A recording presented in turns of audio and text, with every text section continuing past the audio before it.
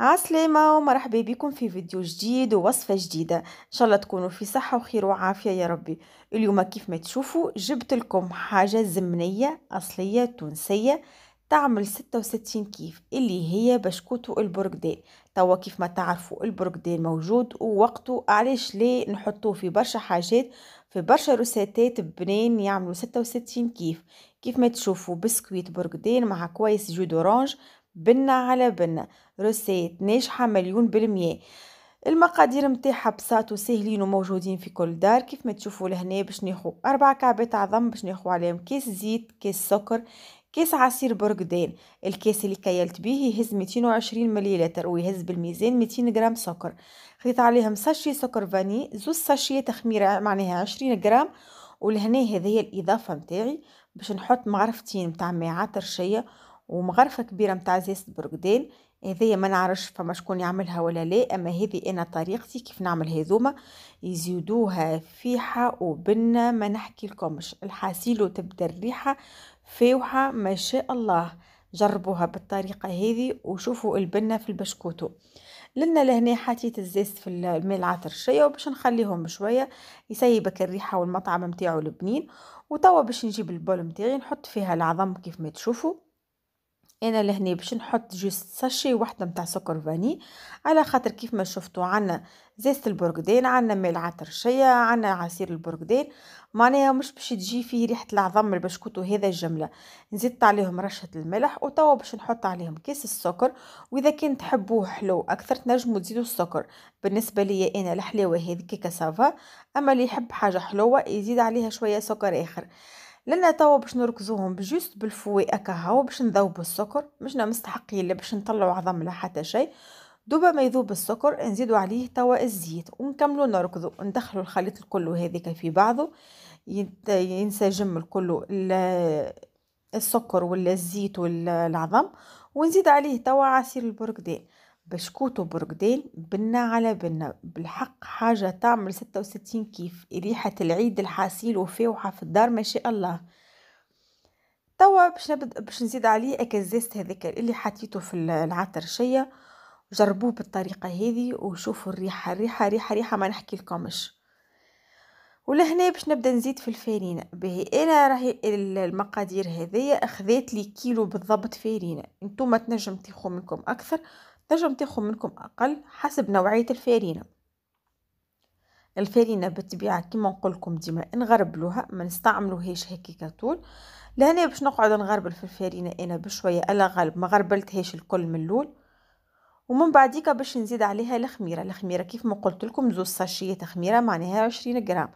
الخميرة زيد راهو نغربلوها باش تتحل اكلك عابر الكل. ونقعد من بعديك نزيد في الفارينة بشويه بشويه وديجا تنوريكم التكستير اللي يلزم نوصلوا لها نتاع البشكوتو هذيا.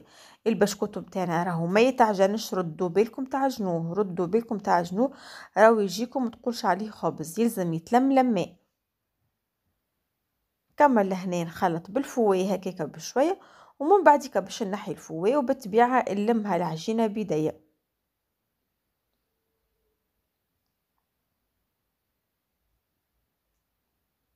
كيف ما تشوفوا لهنا مازال الخليط نتاعي مازال يستحق فارينه. باش نقعد نزيد بشويه الفارينه، ما تزيدوهاش الكل مع بعضها باش من بعديك ما يجيكمش يابس، اقعدوا زيدوا بشويه بشويه. لهنا غسلت يدي باش نفهم التكستير نتاع العجينه. لهنا صافا العجينه نتاعي ما عادش تستحق فارينه اخرى. وكيف ما نقول لكم ديما انتم ونوعيه الفارينه العجينه نتاعنا تلمت كيف ما تشوفوا. ما تتلصقش راهي في اليدين، التريه صحيح اما ما تتلصقش في اليدين. اول حاجه باش نبدا بها باش ندهن الرخامه نتاعي بشويه زيت. راهو جيست المره الاولى هاو دهنتها بشويه زيت، من بعد ما قعدتش ندهن. كيف ما قلت لكم العجينه نتاعنا راهي ما تتلصقش. لان جبت العجينه كلها باش نقسمها هكيكا كعبورات صغيرين ونحطهم على جنب ونبدا نخدم بالكعبوره. هذيا اللي تقول راني حايرة في البشكوت وما عنديش ماكينة باش نخدمه، تعمل البشكوت وهذا وصدقوني مع قهوة الصباح ولا العشية ولا فطير للصغيرات ولا لمجة. حاسيلو حاجة ما تتكلفش برشا وبنينة بنينة بنينة على الاخر. شوفوا الطريقة لهنا أنا كيفاش باش نعمل، باش نحلهم هكيكا بالطول، ما نخليهمش خشين برشا ومانيش باش نخليهم زادا جويدين، خاطر ما تنساوش اللي راهو فيهم الخميرة ومن بعد الحجم نتاعهم باش يتضاعف. فما شكون يعملها خبزة كاملة، نجم انتي تعملها خبزة اللي يساعدك. بالنسبة لي انا تعجبني الطريقة هذه خير، بعديك يجي الشكل متاعهم مزيان وحلو. لهنا شفتوها هذيك عندي باش نقيس بها، انتم قيسوا باي حاجة عندكم والحجم اللي تحبوا عليه. تنجموا حتى بمسطرة تغسلوها متاع الصغيرات تغسلوها وتقيسوا بها اللي يساعدكم انتم. جوست احنا نقيسوا بحاجة باش يجيونا الكعبات الكلهم قد بعضهم.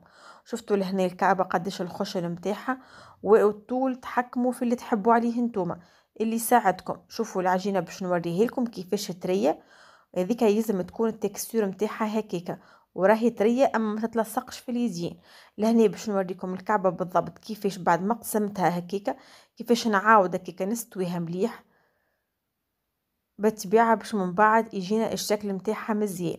بالطبيعه حضرت الطبق متاعي حطيت فيه بابي كويسون، ما عندكش بابي كويسون تنجم تدهنه بشويه زيت وتحط فيه راه ما يلصقش، ونحط فيه اكل الكعيبات هذوكم الكل اللي نخدمها ونحضرها نحطها في وسط الطبق.